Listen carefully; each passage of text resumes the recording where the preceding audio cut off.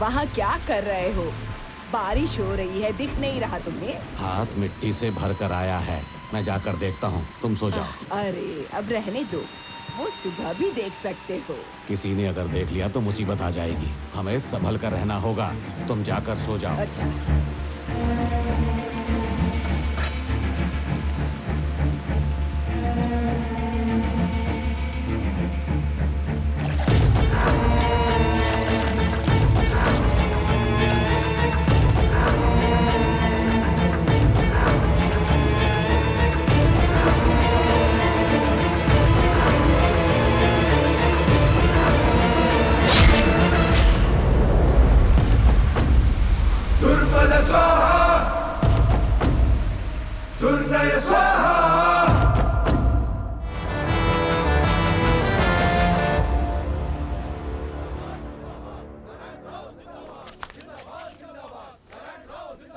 जिंदाबाद जिंदाबाद सब जिंदाबाद जिंदाबाद जिंदाबाद। शांत हो जाइए, शांत हो जाइए, शांत हो जाइए सब लोग।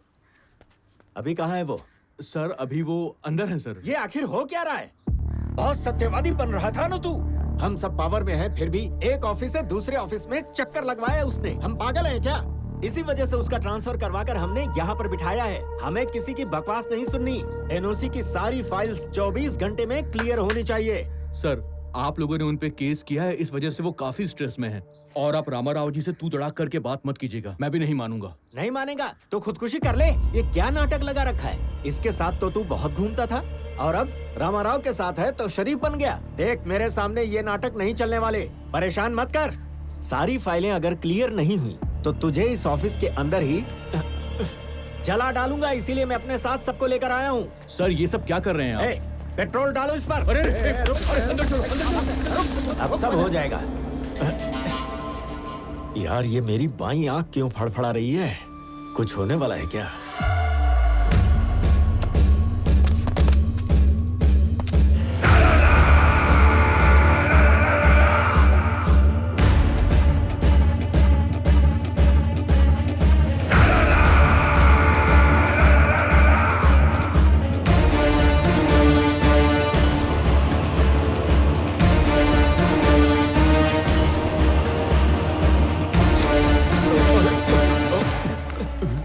ये क्या था?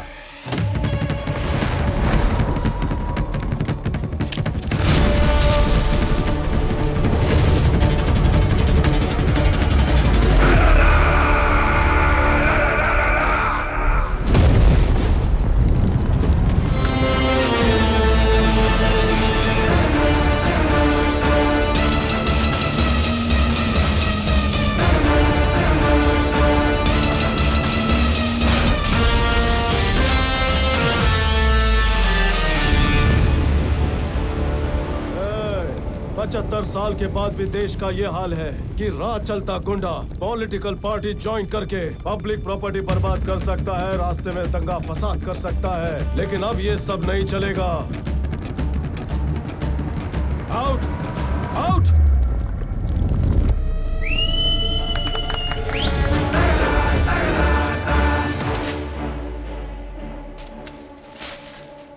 रामाराव केस की सारी रिपोर्ट्स मैंने अच्छे से पढ़ ली है, पर समरी तुम्हारे मुंह से सुनना चाहती हूँ। Of course your honour, Ramarao की सारी एक्टिविटीज, उसके सारे खर्चे, प्रोसेस की हुई फाइल्स, ये सब कुछ देखने के बाद ही हम लोग इस फैसले पर आ सकते हैं। In simple words, mister Ramarao is highly controversial in his states, but very calculative in his moves. अगर आप इजाजत देंगी तो हम केस नंबर 7691 से शुरुआत करते हैं।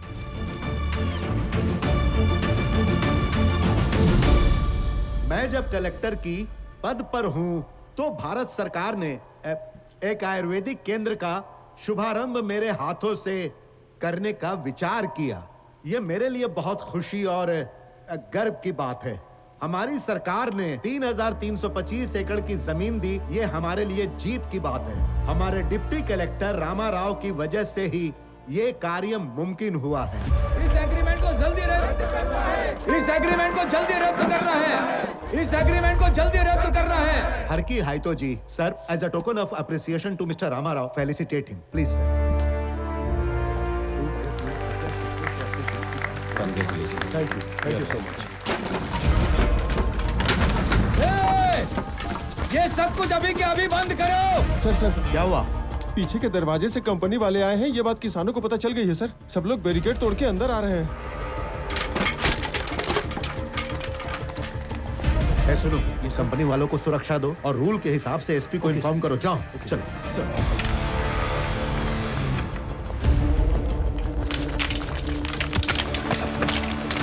मारो मारो इसे। सर मारो बस। सर आप अंदर जाइए। सर को अंदर लेकर जाओ।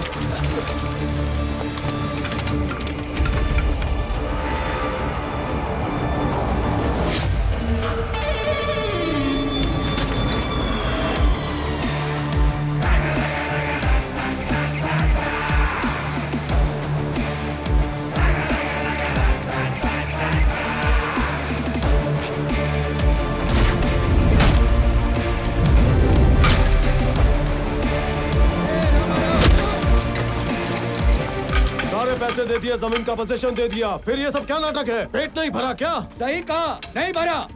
अरे तुम जैसे लोग किसानों के हत्यारे हो। हमारे उपजे हुए अनाज खाकर हम पर ये अत्याचार करते झूठे हो। आरोप लगाकर जनता को बहका रहे हो। ये नाटक नहीं चलेगा। निकलो यहाँ से, निकलो, जाओ।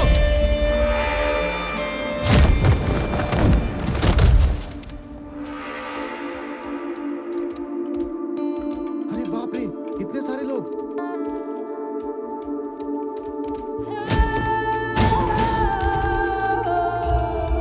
जितना सोचा नहीं था, यहाँ तो उससे भी ज्यादा लोग आ गए।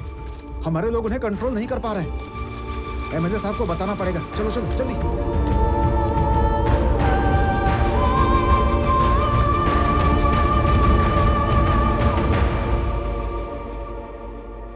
देखो रामाराव, लगता है हमने जो मेहनत की है वो बर्बाद हो गई।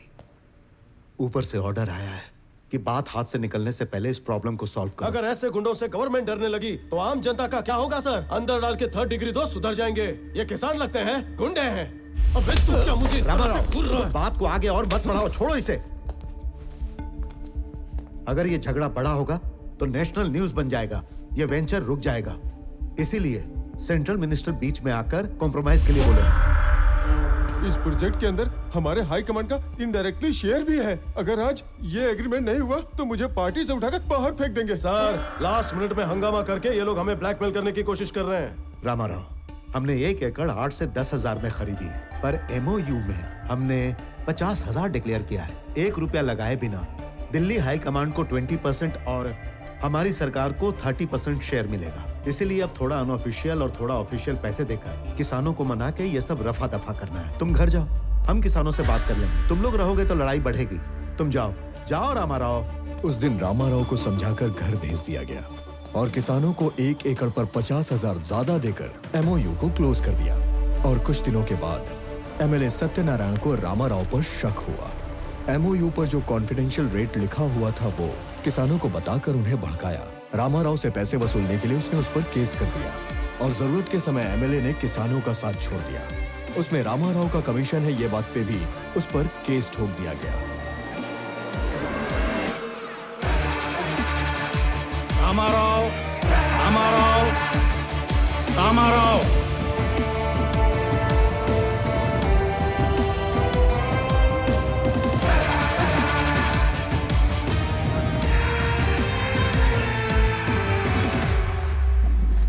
रामाराव जी, इससे पहले कि मैं जजमेंट सुनाऊं, क्या आप आखिरी बार कोर्ट से कुछ कहना चाहते हैं? Thank you for asking your honour. अगर मैंने गलती की होगी तो अब तक तो इन पेपरों में सुर्खियां बन गई होती। शायद मैंने अच्छे काम किए होंगे, इसीलिए ये सब यहां मेरा हौसला बढ़ाने आए हैं। इससे ज्यादा बोलने के लिए मेरे पास कुछ नहीं, योर ऑनर। आरोपी पर कुल 13 केसेस दर्ज हुए थे, जिनमें से 3 केसेस बिल्कुल क्लियर थे। बाकी केसेस के लिए कोर्ट ने एक फैक्ट फाइंडिंग कमेटी गठित की। इन सारे केसेस की जांच पड़ताल करने के बाद एक कॉमन ऑर्डर सुनाने का इस कोर्ट ने निर्णय लिया है। सारे केसेस की तहकीकात करने के बाद और कमेटी द्वारा पेश की सारी रिपोर्ट्स के अनुसार सब कलेक्टर बी रामाराव सारे इल्जामों से बेगुनाह साबित होते हैं। यही कोर्ट का फैसला है। ऑन अ पर्सनल नोट, हर सरकारी अधिकारी जब कोई पदवी स्वीकार करता है तो ओथ ऑफ एलिजियंस के हिसाब से अपना कर्तव्य निभाता है, और ये साबित हो चुका है कि रामाराव जी ने भी बिल्कुल ऐसा ही किया है। अपने अधिकार निभाते हुए उन्होंने कुछ ऐसे काम किए हैं जो उनके कार्य क्षेत्र के बाहर हैं, पर वो सारे काम उन्होंने जनता की भलाई के लिए किए हैं, इसलिए उन पर लगे हुए सारे चार्ज ये कोर्ट इसी वक्त खारिज करती है। The court is adjourned. ये क्या हुआ? अरे रामाराव, रुको। तू इस कोर्ट से बच सकता है, लेकिन मुझसे नहीं बच सकता। देख लूंगा तुझे। इसकी स्माइल का मतलब क्या है? आपके साथ इतना कुछ हुआ फिर भी भूल जाते हैं। अरे उसकी स्माइल की 4 वजह हैं और वो जो करता है उसकी 10 वजह हैं। एक चाणक्य और एक क्षत्रिय को मिलाते हैं तो बनता है रामाराव।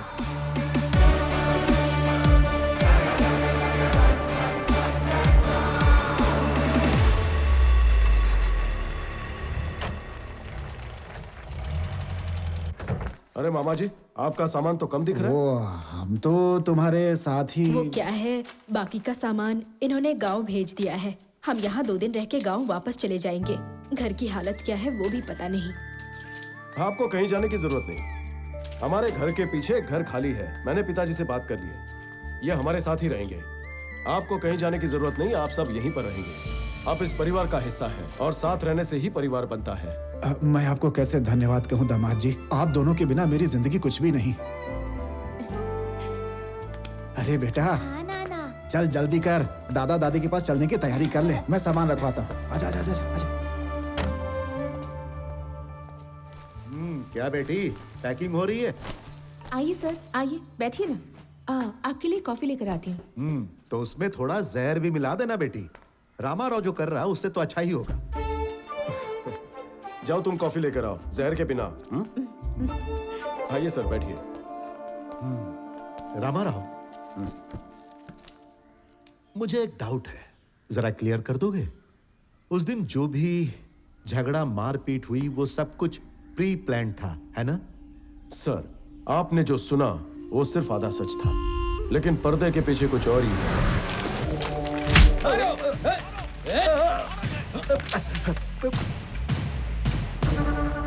जब मैंने सिचुएशन को अपने कंट्रोल में कर लिया था, तब कंपनी सिक्योरिटी के भेस में एमएलए के आदमियों ने अपना घिनौना रूप दिखाया।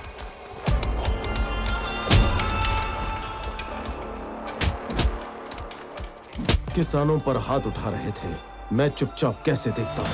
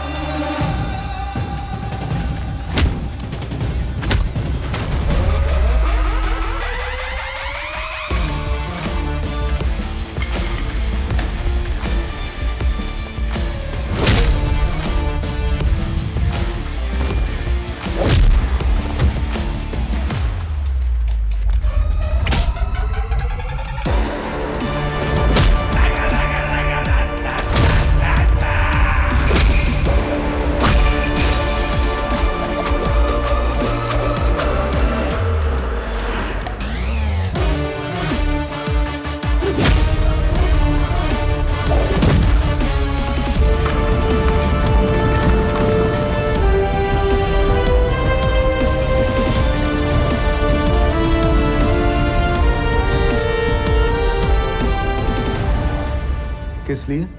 अगर देश की जनता सरकार से इंसाफ और हक मांगने जाती है तो उनके हाथ कुछ नहीं लगता। बस दंगे करो और सड़कों पर आ जाओ तो बाजी आपकी। मैंने काम के लिए रिश्वत लेने वालों को देखा है, काम ना करके भी रिश्वत लेने वालों को देखा है, लेकिन जनता का काम करने के लिए रिस्क लेने वाले को मैं पहली बार देख रहा हूँ। Really I am proud of you. Sorry, लगता है मैं गलत टाइम पर आ गई। नहीं बेटी, सही टाइम पर आई हो। तुम्हारा पति बहुत महान है, इसके लिए मेरे पास शब्द नहीं है। गांव जाने के बाद भी इसे ऐसे ही जीने देना। तुम्हारा पति इंसोमिनियाक है बेटी, मतलब जब तक कोई काम पूरा ना कर ले या चैन से सो नहीं सकता, तो इसे सोने मत देना बेटी। इसका जागते रहना ही लोगों के लिए जरूरी है। ट्रांसफर नहीं रोक पाया, sorry. I am going to miss a revolutionary officer.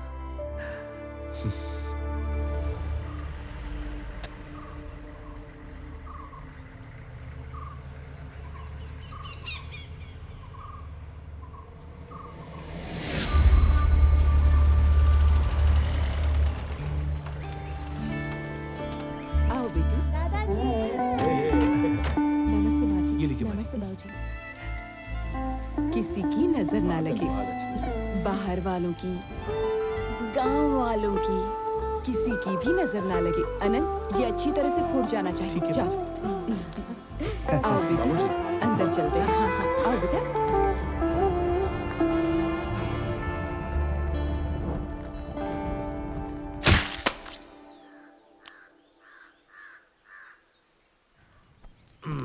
Rama Rao, हम दोनों बचपन के पक्के दोस्त हैं। मौका मिला इसलिए बता रहा हूँ प्रसाद राव, तुम्हारे बेटे का ट्रांसफर होकर गांव में ऑफिसर बनकर आना हम गांव वालों की खुशनसीबी है। ए, मुंह बंद करो। इतनी इज्जत देकर इसे सर पर मत चढ़ाओ। बाबूजी चाय। पहले उन्हें दो। भैया अरे चाय। अनंत, कैसा है तू? चाय लीजिए। अंकल जी चाय। आराम से बैठ के चाय पीजिए आप। तू भी पिएगा क्या? नहीं नहीं। अच्छा सुनो, मुन्ना त्योहार के बाद ड्यूटी ज्वाइन करेगा। अपने पेपर में ये बात छाप देना। एक बात और, मैंने सोचा है त्योहार के दिन बकरों की बलि देकर सबको दावत दी जाए। कितने कटवाओगे? क्यों बे अनंत? अरे तू इतनी कंजूसी क्यों करता है? अगर कसाई को बुला लेता तो वो अच्छे से काट देता ना। क्यों बुलाता? तुझे दिखाई नहीं दे रहा है क्या? अभी मैंने 3 सर धड़ से अलग किए हैं। और बेटी कैसी है तू? मैं ठीक हूँ अंकल जी।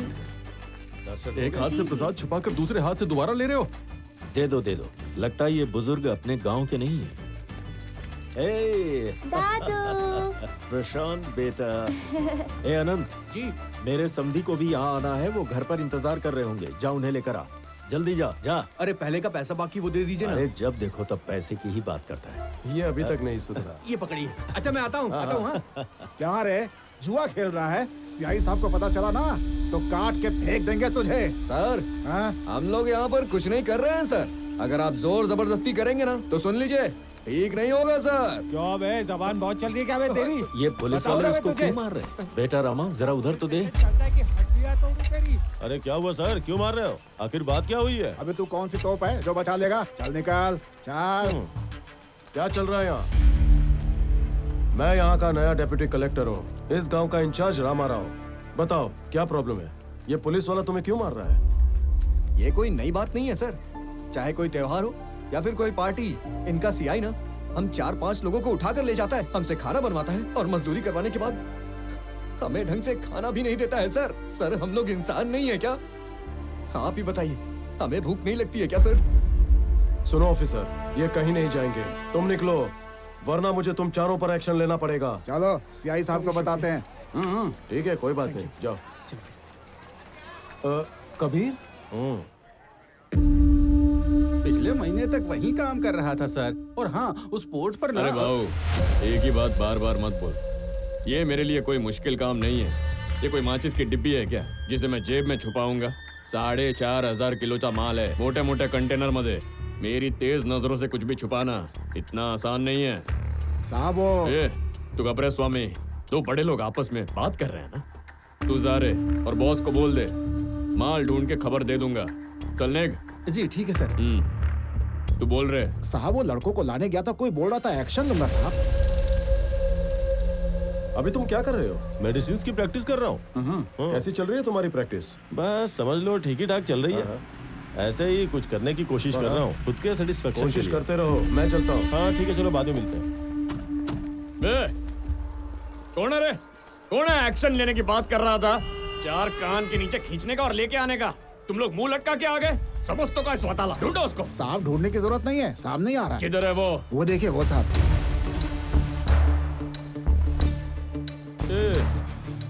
आखिर है कौन बे तू? अपने आप को बड़ा शाना समझता है क्या? और क्या रे, मेरे आदमी 4 चोरों को पकड़ के ले जा रहे थे तो टांग क्यों अड़ाया? क्रिमिनल्स को पकड़ने से रोकना भी एक क्राइम होता है, पता है तेरे को? पता है, तुम जैसे पुलिस वाले क्रिमिनल्स को क्राइम करने से तो रोक नहीं पाते हो और बेगुनाहों को शिकार बनाते हो। ये हीरो वाले डायलॉग कहाँ से सीखे? कहाँ से आया तू? मैं तेरे ये पंच डायलॉग सुनने को नहीं आया है। तू कहाँ बोल रहा होता एक्शन लेगा तू है? तू क्या एक्शन लेने वाला है रे? अगर तू इधर का डिप्टी कलेक्टर या एमआरओ है ना, तो चुपचाप ऑफिस का कुर्सी गरम करने का, स्टैम्प से ठप्पा मारने का और साइन करने का। पुलिस से पंगा ना गया सारे। ऑफिसर, मैं ऑफिस में बैठ के सर्टिफिकेट पे साइन करने वाला या राशन कार्ड बनाने वाला या मुफ्त की रिश्वत खाने वाला ऑफिसर नहीं हूँ। As an executive magistrate of this subdivision of the district, I am responsible for operating preventive sections of Code of Criminal Procedure. By the way, यहाँ पर जो भी इंसिडेंट हो रहे हैं, I clearly observed violation of fundamental rights, which is a crime. Crime तुम्हारे police वालों ने किया है, मतलब all of you. I will have to appear and explain your stand in my office if you extend this issue any further. साहब, उसने ऐसा क्या बोल दिया साहब? आपको उसने ऑफिस में आकर जवाब देने के लिए बोला है? नहीं तो क्या वो हम पर इंक्वायरी बिठा देगा क्या साहब? नो सब मेरे को नहीं पता स्वामी, लेकिन उसका बोलने का स्टाइल और फोर्स देख के लग रहा है कि शायद उसके पास पावर होएगा। सुन रहे साहब, अभी अपना दिमाग बहुत गर्म हो गया है, ठंडा करने के लिए कुछ बचा? ऐसी झक्कास लड़की बुलाया है ना साहब कि आपके शरीर में आग लगा देगी। चले क्या साहब?